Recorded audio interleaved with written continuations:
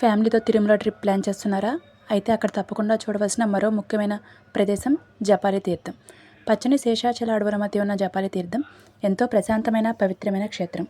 జబాలి మహర్షి ఇక్కడ తపస్సు చేయడం వల్ల ఈ ప్రాంతానికి జపాలి అనే పేరు వచ్చిందని చెబుతారు.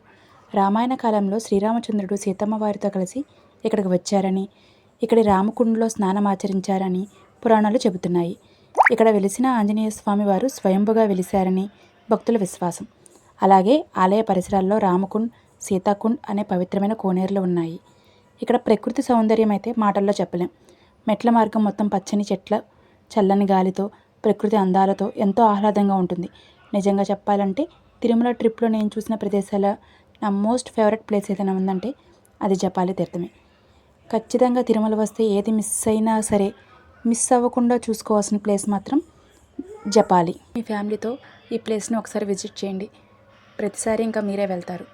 మీ అనుభూతుల్ని, మీ అనుభవాల్ని కామెంట్ సెక్షన్లో షేర్ చేసుకోవడం మర్చిపోమకండి. జై శ్రీరామ్.